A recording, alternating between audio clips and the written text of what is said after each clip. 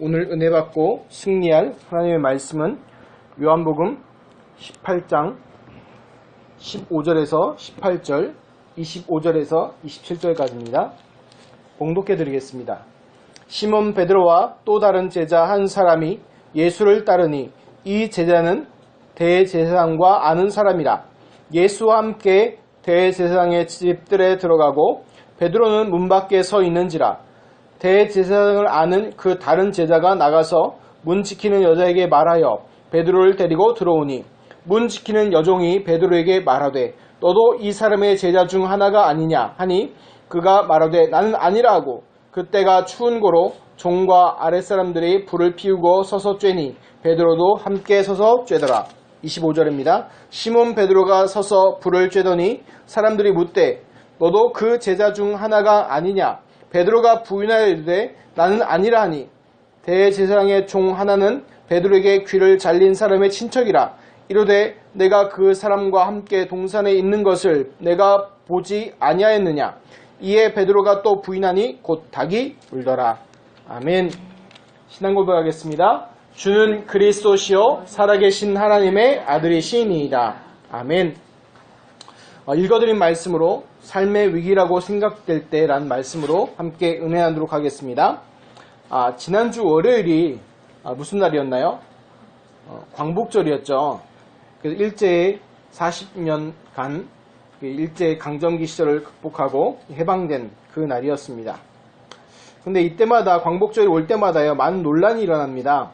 어떤 논란이냐면 친일 논란과 또 광복절 논란과 건국절 논란, 많은 얘기들이 있습니다. 또 교회와 교단에도요 이와 관련돼서요 많은 이야기가 나옵니다. 근데 이제 예수를 그리스도 믿은 하나님의 자녀로서 어떻게 해야 될까요?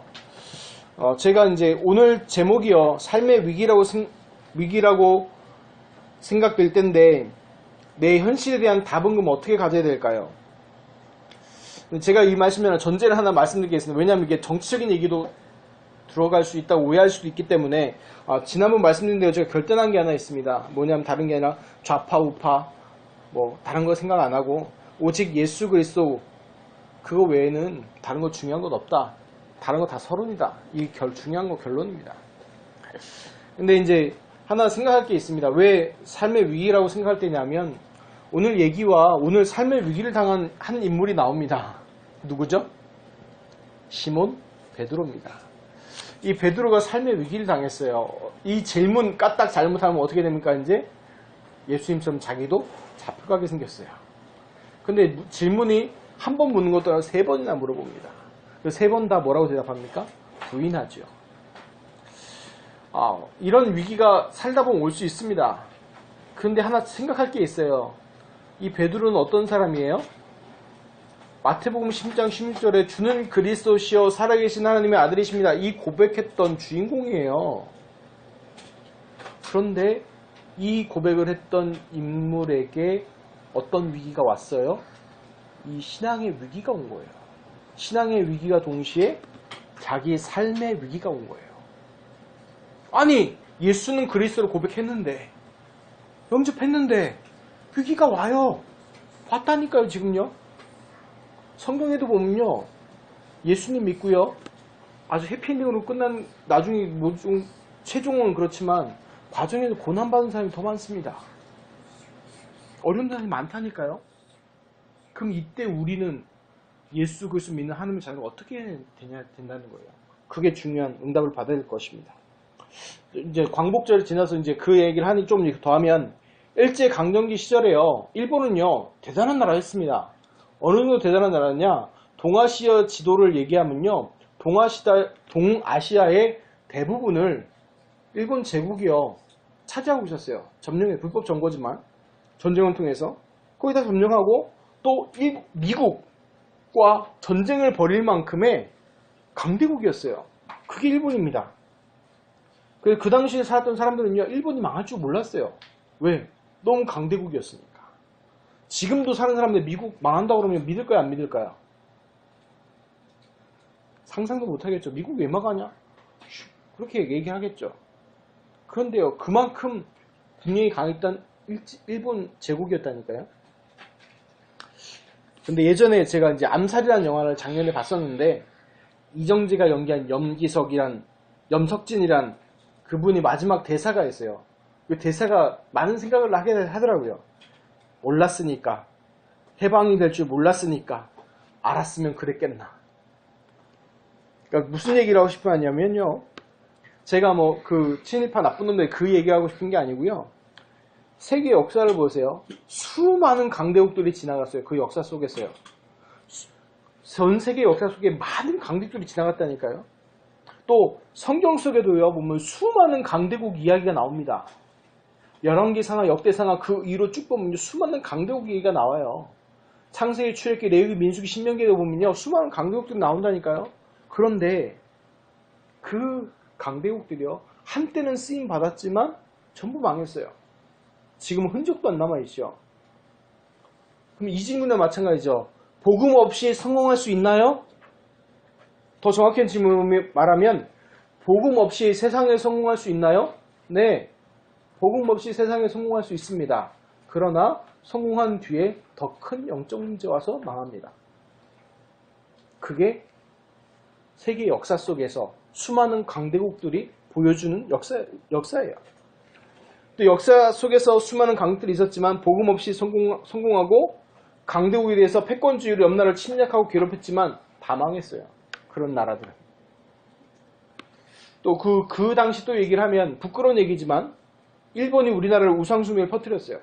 곳곳에 신사를 만들어서 신사참배를 시킨 거예요.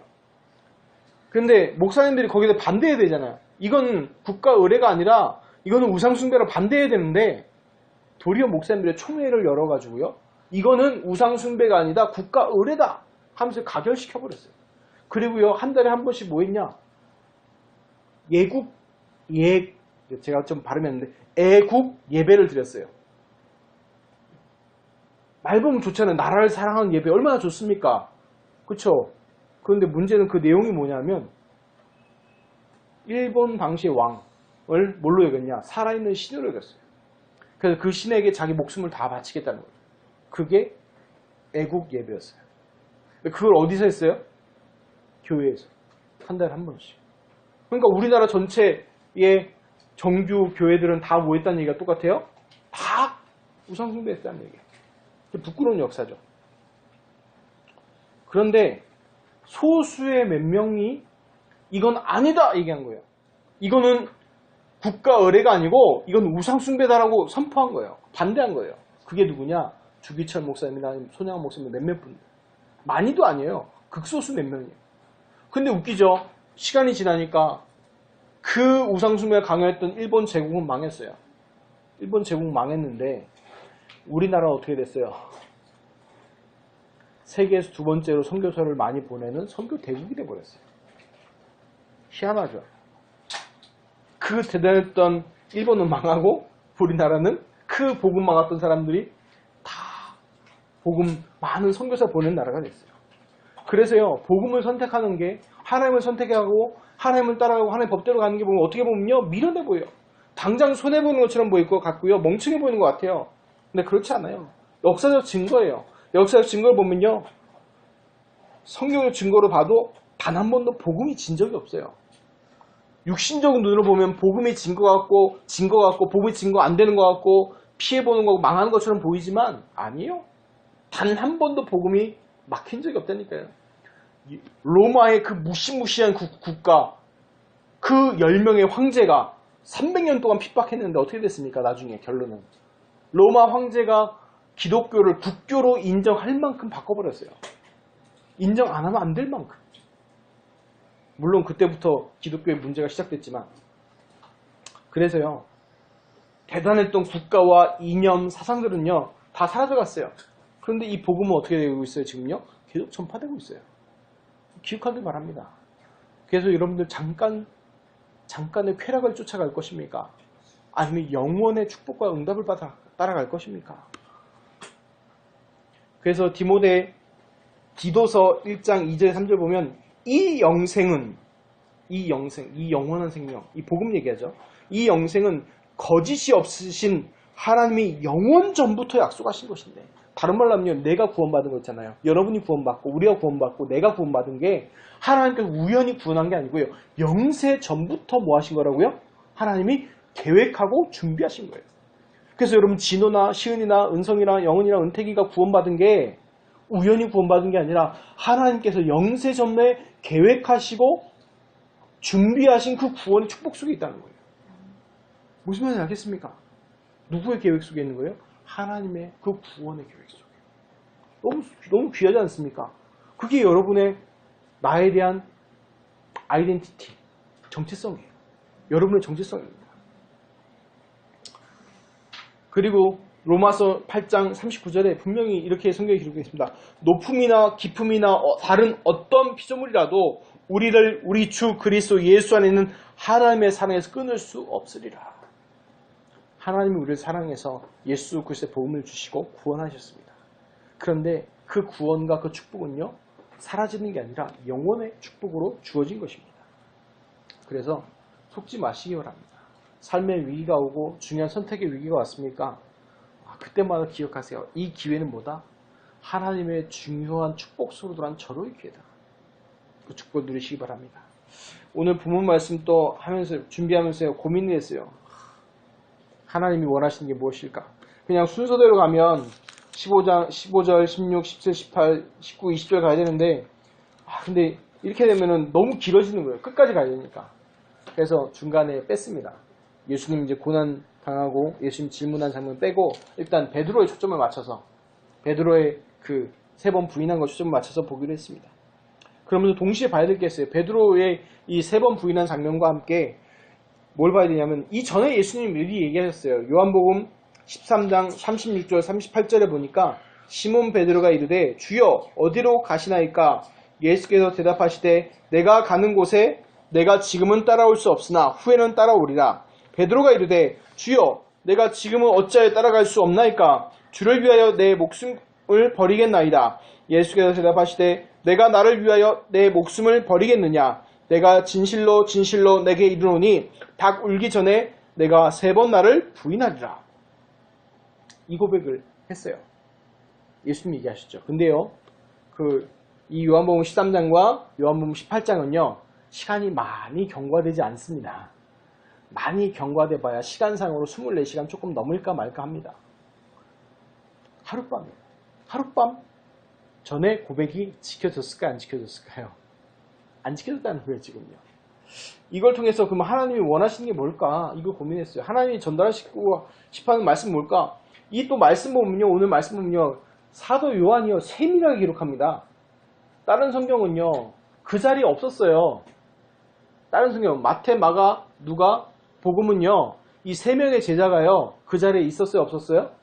없었어요. 베드로가 부인하는 현장에 누구밖에 없어요? 둘밖에 없어요. 누구? 사도 요한과 사도 베드로밖에 없었어요. 그러니까 쉬운 말로 하면 요한이랑 베드로랑 손잡고 눈 두 손 꼭 잡고 우리 이거 빼자 하면 뭐 할 수 있었던 거예요? 충분히 뺄 수도 있어요. 뺄 수도 있었어요. 육신적으로 생각하면. 근데 하나님이 그렇게 안 했어요. 기록할 때 보면 사도 요한이 나쁜 사람인가요? 아주 세밀하게 기록했어요. 거기 있는 사람, 대상, 시간까지, 절기까지. 그 뭐예요? 우리 육하 원칙을 얘기하죠. 언제, 어디서, 무엇을 어떻게, 누구와. 그 얘기하잖아요. 그쵸? 그거에 쫙 기록했다니까요. 그거 다 뭔 얘기예요? 사실이라는 얘기잖아요. 베드로가 예수님을 부인한 얘기가 뭐예요? 전통이 아니고 지어낸 얘기가 아니고 뭐다? 사실이라니까요. 근데 이런 부끄러운 얘기를 써놨어요, 성경에. 하나님이 썩게 만들어놨어요. 그럼 여기서 뭘 전달하고 싶어 하실까요? 제가 하나님을 묵상하면서 깨달은 게 뭐냐면 이거예요. 종교적 고백은 아무런 영향력이 없구나. 쉽게 말하면 인간의 결단은 영적 문제 앞에서 답이 되지 않는다는 거예요. 그 전에 요한복음 13장에 시몬 베드로 고백 보면 이게 진실이에요. 진심이에요. 진심이지만 그 바탕이 어디에 있어요? 창세기 3장, 창세기 6장, 창세기 11장에 나 중심, 물질 중심, 성공 중심의 그 중심을 두고 있는 거예요. 그러니까 거기다 하나 고백 더 한다고 해서 바뀌어집니까? 아니요. 물질과 세상에 그대로 각인뿔이 체질되어 있는데요. 베드로 보세요. 마태복음 16장 16절의 고백의 주인공이에요. 주는 그리스도시요 살아계신 하나님의 아들이시라 이 고백했다니까요. 그 17절부터 20절까지 보니까 바요나 시몬아 내가 복이 있도다 하면서 엄청 하나님께 축복 주셨잖아요. 예수님이요. 그런데요. 다 받았는데요. 누리지 못했어요. 왜 그럽니까? 진짜 응답의 시작은 언제부터 됩니까? 그 전에 보면요. 베드로요. 뭐도 했어요? 귀신도 내쫓고요. 병도 고쳤어요. 예수님 따라다니면서. 그런 증거가 있었다니까요. 그런데 뭐예요? 너 예수님 제자지 하니까 아니. 두 번도 물어봅니다. 맞잖아. 아니. 세 번째 뭐예요? 진짜 아니라니까. 나머지 마태 마가복음 보니까 뭐까지 해버려요? 예수님을 저주까지 하죠. 그런데 진짜 응답의 시작은 언제부터 시작되냐? 사도행전 1장 1절에 정말 예수님 부활하시면서 정말 그리스도 체험하고 하나님의 나라 임하는 것 보고 하나님 나라 얘기 듣고 성령 충만의 중요한 비밀 얘기를 듣고 그 언약을 붙잡고 1장 14절에 오로지 기도에 힘썼을 때 사도행전 2장 1절에 오순절 날이 이미 이름에 성령이 불같이 마가다락방 임했을 때 그때부터 뭡니까? 응답이 시작됩니다. 초대교회 응답과 사도행전 시작이 그때부터 시작되는 거예요. 그러면요, 우리가 붙잡고 진짜 가야 될 게 뭡니까? 또 이렇게 잘못하고 오해하면 그럽니다. 아, 그래. 성령 충만한 게 중요해. 성령 받는 게 중요해. 그래서 자꾸 이렇게 불건전 신비주의로 가는데, 그게 중요한 게 아니에요. 무슨 얘기입니까? 각인, 뿔이 체질된 거 바꾸란 얘기예요. 너가 하나님 떠나 있어서 각인, 뿔이 체질된 거 바꾸라는 거 이거예요. 우리가 예수가 그 말씀과 하나님의 나라와 그 성령 충만 붙잡고 오로지 기도에 들어간 건 무슨 얘기냐? 내가 복음 이전에 각인 뿔이 체질된 거 바꾸라는 거예요. 사도 베드로가 12제자 중에 한 명 수제자라고 했던 베드로도요. 이 각인 뿔이 체질이 옛날 것이 각인되어 있으니까 어떻게 돼요? 안 되잖아요. 예수님 부인하잖아요. 위기가 왔을 때. 근데 그래서 제자교회 성도분들은 정말 예수 그리스도의 복음으로 각인 뿔의 체질이 바뀌는 그 중요한 축복의 응답을 누리시기를 예수님으로 축복합니다. 아멘. 자, 우리 말씀 보겠습니다. 15절, 16절입니다. 시몬 베드로와 또 다른 제자 한 사람이 예수를 따르니 이 제자는 대제사장과 아는 사람이라. 예수와 함께 대제사장의 집들에 들어가고 베드로는 문 밖에 서 있는지라. 대제사장을 아는 그 다른 제자가 나가서 문 지키는 여자에게 말하여 베드로를 데리고 들어오니. 여기서 보면 아무리 봐도 글 쓴 사람 같잖아요. 직접 사도 요한 자기라고 표현 안 하고 그냥 베드로와 또 다른 제자라고 표현되어 있죠. 이유가 뭐냐면 부끄러운 거죠. 왜 부끄러워요? 예수님의 고난에 동참하지 못하고 그냥 지켜만 봤으니까. 그런데 예수님의 제자 중에서 끝까지 예수님 십자가 달리고 지켜본 제자는 누구밖에 없어요? 요한밖에 없었죠. 근데 그 대부분의 신학자들도 사도 요한이라고 추측합니다. 그런데 이제 자기가 부끄러우니까 그렇게 표현했죠. 근데 이유가 뭐냐면 본 사람만 알 수 있을 정도로 세밀하게 표현하죠. 그리고 이제 그 세밀한 기록들이 이제 15절, 16절, 17절 나오고 그 다음 절로 이렇게 쭉 나오게 됩니다. 그런데 이제 좀 봐야 될 게 하나 있어요. 베드로와 요한은 보면요. 요한과 야고보는 우레의 아들들이라 말처럼 시끄러운 사람들이에요. 그런데 갑자기요. 이들이요. 위축됩니다. 확 위축되죠. 여종한테 허락받고 들어가고. 네? 문지기도 아니에요. 앞에 보면 베드로 문 밖에 서 있는지라 되어 있는데 여자에게 말하여 베드로를 데리고 들어와라. 실제로 문지키는 여종이라 나옵니다. 문지키는 여종. 이 원어대로 표현하면요. 나이가 많은 게 아니에요. 여종은 종 중에서 신분이 가장 낮아요. 또 여종 얘기하면 나이가 또 어려요. 그 중에서도. 그러니까 가장 낮은 신분을 얘기하고 있는 거예요. 그러니까 여자 비하하는 건 아닌데 그 당시에 이제 여자라고 하면요. 유대인들은 숫자에 치지 않습니다. 숫자에 안 넣어요. 만약에 여기서 사람 숫자 세면요. 한 명 있는 거예요, 지금. 유대인 사람 숫자로 피면. 왜? 군대의 역할을 감당할 수 있는 사람 숫자만 셉니다. 그래서 16세 이상, 남자 16세 이상. 어린애들은 안 쳐요, 숫자에도. 유대인들 숫자 개념은요. 그만큼 비천하고 낮은 걸 얘기하는 거예요. 그 낮은 여종 앞에 벌벌 떱니다. 벌벌 떨어요. 갑자기 위축되죠. 왜요? 갑자기 예수님이요? 잡혀갔어요. 18절에. 그러니까 지금 뭐 하기 시작한 거예요? 제자들이? 당황하기 시작한 거예요. 지금. 삶에 문제가 오면 사람들이 어떻게 돼요? 당황합니다. 위기가 오면요. 사람들이요. 갑자기 당황해요. 그런데 꼭 하나 기억하세요. 그때 자기의 뭐가 나와요? 영적 상태가 나옵니다. 자기 영적 상태가. 다른 말로 하면 이따가 보겠지만 베드로와 요한의 영적 상태가 나오는 거예요. 두려워 떠는. 자, 17절 18절 문 지키는 여종이 베드로에게 말하되 너도 이 사람의 제자 중 하나가 아니냐 하니 그가 말하되 나는 아니라 하고 그때가 추운 거로 종과 아랫사람들이 불을 피우고 서서 쬐니 베드로도 함께 서서 쬐더라. 이 말이요. 제자가 아니라 거부했던 게 베드로의 본심이었을까요? 본심이 아닙니다. 그 상황을요. 벗어나기 위해서 얘기한 거예요. 그런데 그 질문을 누가 했냐? 대제사장이나 제사장의 서기관이 물어본 게 아니라 누가 물어봤어요? 여종. 지위도 낮고 나이도 어린. 근데 하나 희한한 게 있어요. 사도행전 4장 12절에 보면 베드로가요. 예수님이 섰던 똑같은 산헤드린 공회에 잡혀가죠. 거기서 베드로가 우리가 너무 잘 아는 놀라운 고백을 합니다. 사도행전 4장 12절 다른 이로서는 구원을 받을 수 없나니 천하 사람 중에 구원받을 만한 다른 이름 우리에게 주신 일이 없음이라 하였더라. 이 고백을 어디서 합니까? 예수님이 잡혔던 그 법정에서. 예수님처럼 십자가에 달려 죽을 수 있는 상황에서 선포합니다. 무엇이 달라졌을까요? 뭐가 달라졌습니까? 예수님은 똑같으세요. 부활하시고 승천하셨어요. 근데 뭐가 달라졌어요? 그 전에 마태복음 심지어 고백도 하고 성경을 보면 귀신 쫓아내고 병도 고쳤죠. 근데 구원은 받았지만 그 전에는 뭐예요? 예수님 그리스도 인정하고 구원은 받았지만 창세기 3장의 나중심, 창세기 6장의 물질 중심, 창세기 11장의 성공 중심 그대로 있었어요. 그것이 창세기 13장, 16장, 19절에 우상 문화가 되어서 파고든 게 그대로 남아 있었다니까요.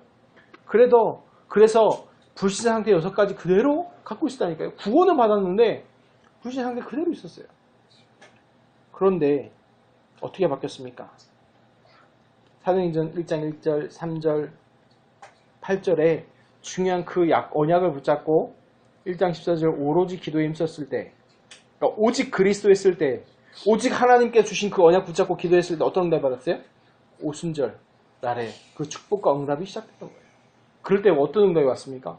이런 담대하게 선포하는 그 축복의 응답들이 바뀌어진 거죠. 그래서요, 중요한 게 뭐냐? 예수 그리스도의 참복음으로 각인 뿌리 체질을 바꾸라는 거죠. 초대교회 역사와 시작과 응답이요, 이것입니다. 다른 게 아니에요. 초대교회에서 대단했던 역사들, 응답들이요, 다른 게 아닙니다. 그럼 우리가 초대교회 정말 중요한 전통을 따라갈 때, 복음 붙잡을 때 뭐냐? 우리의 각인된 것, 잘못 각인 뿌리 체질된 것을 복음으로 바꾸라는 겁니다. 그게 이 말씀 통해서 하나님이 우리에게 전달하고 싶은 거예요. 지금 나에게 잘못 뿌리 내려 있던 것. 오늘요, 우리 초등부 친구들과 같이 이따가 과천 과학관 가잖아요. 왜 과학관 가는 이유가 있어요. 보라는 거예요. 수많은 법칙과 과학 법칙과 원리들이 있잖아요. 그거 보면 그거 하나 생각해서 이게 우연이 됐을까? 그거 하나 생각해 보세요. 그 많은 법칙과 그 과학들이 우연히 만들어졌을까? 한 개랑 우연이 될 수도 있겠죠.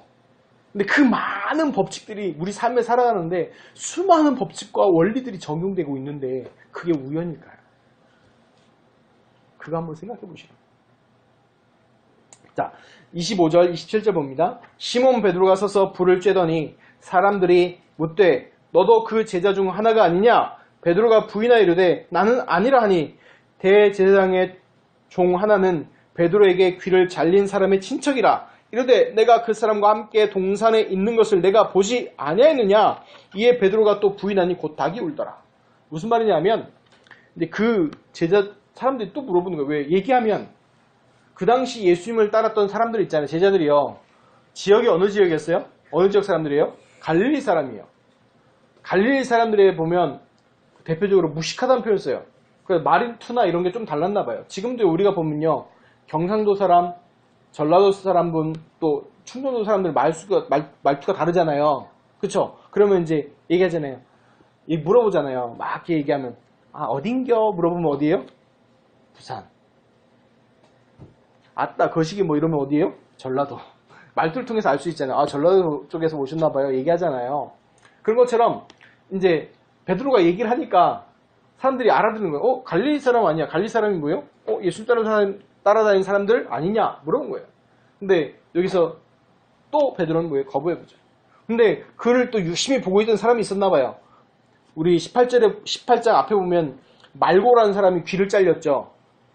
귀 잘렸는데 나중에 다른 성경에 보면 이제 사복음서 보면 예수님이 귀를 붙여주시죠. 근데 그렇게 한번 당했던 사람이 있겠습니까? 안 있겠죠. 자기 귀 잘랐던 사람. 그러니까 얘기하는 거예요. 근데 베드로 또 부인하죠. 근데 그때 27절 보면 또 닭이 울더라. 참 슬픈 내용이죠. 그래서 다른 마태복음, 누가복음에 보면 이때 베드로가 나가서 뭐예요? 슬피 울더라 돼 있죠. 그래서 지금도 얘기하잖아요. 그 로마 바티칸에 가면 그 베드로 성당이 있어요. 그 베드로 성당 꼭대기에 이 풍향계가 있어요. 그 풍향계가 뭔지 아세요? 모양이 닭 모양이에요. 닭 3번 울었던 닭 울던 그 표시, 또 베드로가 울었던 그거 의미에서 그렇게 해놨대요. 자, 근데 한 가지 이 말씀 보면 생각할 게 있어요. 내가 성령인도 받지 못하고 있다는 가장 큰 증거가 하나 있습니다. 성령인도의 가장 큰 내적인 증거가 하나 있어요. 성령인도 받는 내적인 증거, 성령인도 못 받는 내적인 증거가 있어요. 그게 뭐냐면 평안과 불안이에요. 내가 성령인도 받고 있다는 가장 큰 증거는 평안함이고, 내가 성령인도 못 받고 있다는 가장 큰 증거는 불안이에요. 오늘 예수님 제자 중에서 베드로와 요한을 보면 불안하죠. 불안한 상태예요. 왜 그래요? 성령인도 못 받고 있는 증거입니다.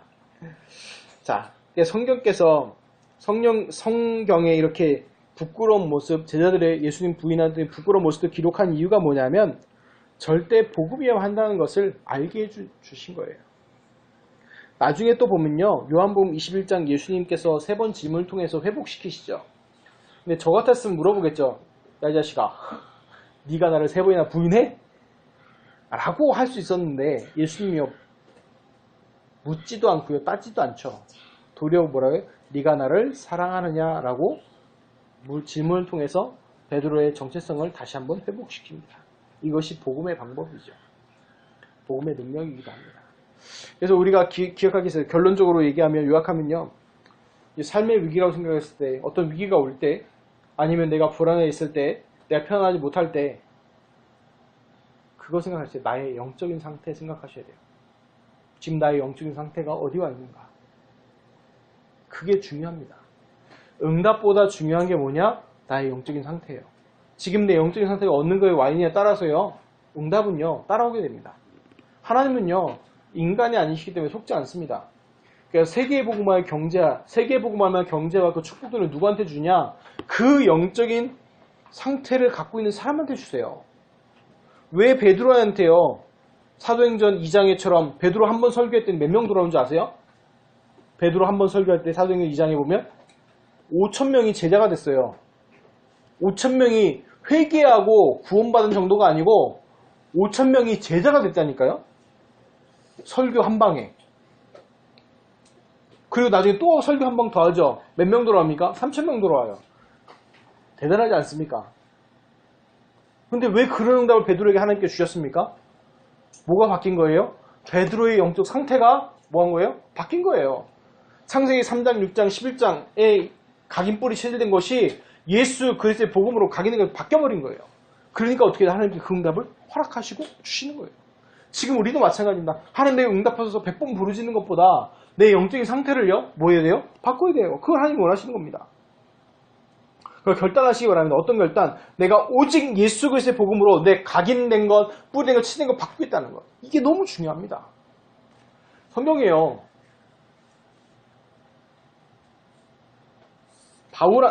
모세한테요. 하나님께 중요한 사명 주면서요. 이런 얘기합니다. 갑자기. 내가 안오니 강한 손으로 치기 전에는 애굽 왕이 너희가 가도록 허락하지 아니하다가 하되. 내가 안오니. 하나님이 다 하신다는 거예요. 우리의 출입 모든 것 다 하신대요. 우리 연약함, 부족함 다 아세요. 그래서 베드로한테 왜 따지도 않았냐. 하나님이 베드로가요. 그렇게 부인할 것 알았어요? 몰랐어요? 아셨잖아요. 근데 아셔도요. 상관이 없어요. 왜 상관이 없어요? 이 하나님의 주신 이 복음의 계약은요. 일방적인 거예요. 일방적인 은혜라니까요. 하나님 주신 거예요. 혹시 예수님 십자가에 달리기 전에 상의하셨어요? 혹시 예수님 십자가에 달린 사건 하시기 전에 여러분과 혹시 상의한 분 계십니까? 없잖아요. 하나님이 일방적으로 그 구원을 진행하신 거예요. 그리고 우리에게 사도행전 에베소 2장 8절 9절 보니까 우리에게 믿을 수밖에 없는 은혜를 주셨다는 거예요. 그게 은혜예요. 그래서 구원은 선물이고 은혜인 거예요. 그리고 빌립보서 1장 6절에 보니까 너희 안에 착한 일을 시작하신 이가 그리스도 예수의 날까지 이루실 줄을 우리는 확신한다고 했어요. 우리 안에 착한 일이 뭡니까? 예수 그리스도 믿는 그 고백과 그 출발과 모든 걸 인도하신 거 누가 하신다고? 하나님께서 하신다는 거예요. 우린 뭐 하면 돼요? 즐겁게 룰루랄라 따라가면 돼요. 그게 성령의 인도예요. 그게 성령 인도 받는 거예요. 모르면 어떻게 됩니까? 슬피 울며 이를 갈며 성령의 인도 따라 목잡혀서 끌려가는 거예요. 그래서 이거 하나 고민하셔야 돼요. 삶의 위라고 생각할 때 어떻게 각인뿌리 체질할 것이냐, 어떻게 이 예수 그리스도의 복음을 나한테 각인뿌리 체질할 것이냐. 이거 싸움이에요. 지금 영적 전쟁이에요. 어떤 영적 전쟁? 개인으로 보면요, 여러분 한 명 한 명마다 예수 그리스도의 복음으로 영적 각인 뿌리 체질 내리는 게 영적 싸움이에요. 그리고 세상으로 보면요, 그 각인 뿌리 체질 못하도록 막는 거예요. 뭘 통해서요? 문화를 통해서, 과학이나 어떤 종교들을 통해서 막는 거예요. 그거 영적 싸움이어야 돼요. 어떤 걸 통해서 이제요? 그거를 종교로 드러냈었는데 이제 종교로 드러내면 안 되니까 문화를 통해서. 가장 큰 문화 뭡니까? 지금 스마트폰이라는 문화를 통해서 하나도 하나님 말씀 묵상하지 못하도록. 스마트폰을 계속하면 어떻게 됩니까? 집중력, 주의력 결핍 장애 와요. 그래서 부탁합니다. 꼭 하루에 5분, 10분 하나님 말씀 묵상할 수 있는 시간 꼭 가지세요. 그게 없으면요, 어떻게 됩니까? 중독이에요. 그게 안 된다는 거예요. 뭐에 대한 중독입니까? 스마트폰 중독. 스마트폰 중독이 그거 뭐 그럴 수도 있죠. 아니요. 그게 출발이에요. 그게 출발이에요. 출발. 다른 거에. 왜 사람들이 성경에 보면 술 취하지 말라고 되어 있습니까?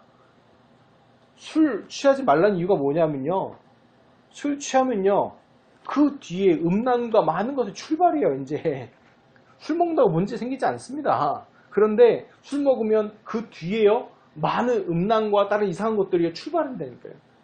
그 뒤로요 도박, 살인, 난주까지 출발이라는 거예요. 자, 그래서 다시 돌아가서 결론으로 중요한 게 뭐냐면, 어떻게 각인 뿌리 체질을 내는 거. 그걸 어디다가 내 영적 상태인데, 영적인 것인데 내 삶에다 뿌리내야 돼요. 삶 따로 신앙 따로가 아니라 내 삶에다. 그래서 얘기하는 게 뭐냐, 중요한 게 아침 삶 오늘로 뭐 해라? 힘을 얻으라는 거예요. 내가 오늘 하루 영적 삶에 승리할 수 있을 만큼의 힘을 찾으라는 거예요. 찾아내라는 거예요. 왜? 하나님 줬대요.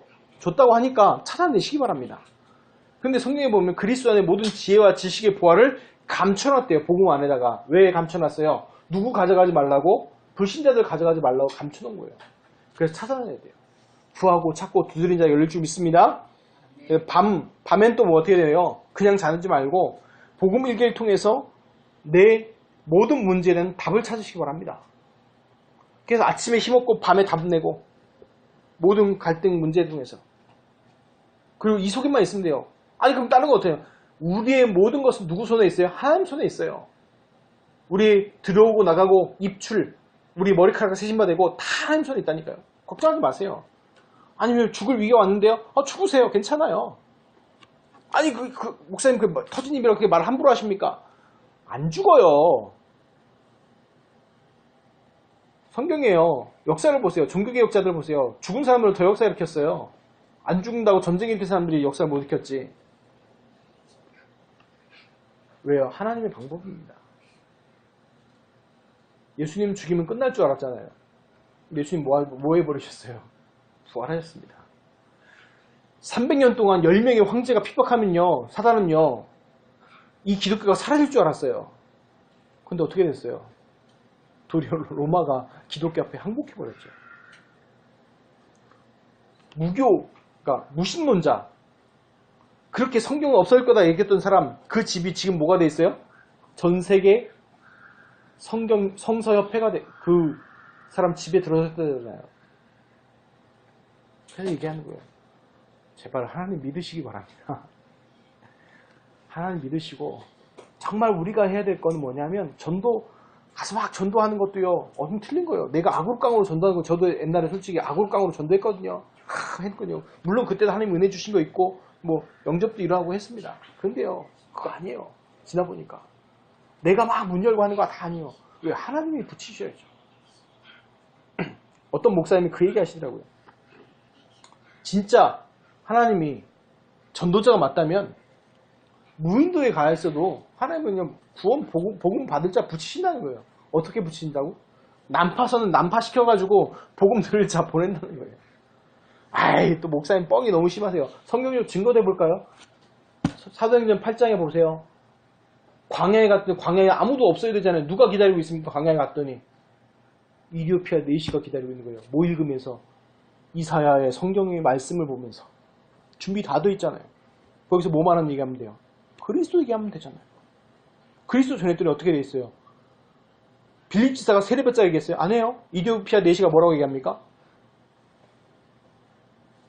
이디오피아 4시가 고백하죠. 내가 어찌 가만히 있겠냐. 자기가 세례받자고 얘기합니다. 그 자리에 세례받고 가죠. 영원의 만남. 단 한 번의 만남에 영원의 만남. 그래서 속지 마세요. 불신앙에 속지 마세요. 사단이 주는 생각, 그 불신앙, 각인 뿌리 생각 내려놓으시고 오직 예수 그리스도의 복음으로 각인 뿌리 채실되시기 바랍니다. 그래서 삶의 위기가 왔을 때 그게 뭐예요? 최고의 기회예요. 어떤 최고의 기회? 오직의 비밀을 발견하는 기회예요. 성경의 증거 대볼까요? 역사의 증거는 말할 것도 없고 성경의 증거도 너무 많습니다. 야곱이요, 머리가 좋았어요. 잔머리의 대가예요, 야곱이요. 그런데 그 야곱이 무너진 때가 있었어요. 그때 진짜 신앙 고백하는 때가 있었어요. 언제인 줄 아세요? 약복강가에서 기도하다가 환도뼈가 부러져 도망 못 갈 때. 그때 어떤 응답을 받았어요? 오직의 비밀을 야곱이 받아서 야곱의 이름이 바뀌었죠. 야곱 뭐예요? 발꿈치 잡은 사람이에요. 사기꾼이었단 말이에요. 여러분 걸어가는 발꿈치 잡아보세요. 어떤 일이 벌어집니까? 자빠지죠. 근데 그 이름에서 이스라엘로 바뀌었어요. 이스라엘의 뜻이 뭔지 아세요? 하나님과 겨루어 이긴 자. 하나님께 져줬죠. 왜? 하나님 자녀한테는 져주니까. 돌아가서 결론으로 얘기하면 꼭 이거 기억하세요. 어떤 문제가 왔을 때, 위기가 왔을 때 구원받은 하며 사는데 왔다. 내가 오직의 비밀을 발견한, 정말 그 예수가 그래서 그 오직의 비밀을 발견하는 그 축복 속으로 들어가는 그 축복을 누리시기를 예수님의 이름으로 축원합니다. 기도하겠습니다. 하나님, 베드로가 삶의 위기가 왔을 때 자기 영적 상태에 따라서 불신앙했습니다. 그 성경에 기록된 것을 보고 하나님께서는 오직 복음을 하라고 우리에게 또 말씀을 주셨습니다. 하나님, 우리가 예수 그리스도의 복음으로 나의 영적 상태나 모든 부분에 예수 그리스도의 복음으로 각인 뿌리 채질된 응답을 짓게 하여 주옵시고, 그 각인 뿌리 채질 방법으로 삶 오늘과 복음 일기를 통하여서 그런 중요한 방향들을 또 성령님도 받을 수 있도록 성령께서 역사하여 주옵소서. 이 응답이 오늘부터 시작되게 하여 주옵소서. 감사드리며 예수 그리스도의 이름으로 기도드리옵나이다. 아멘.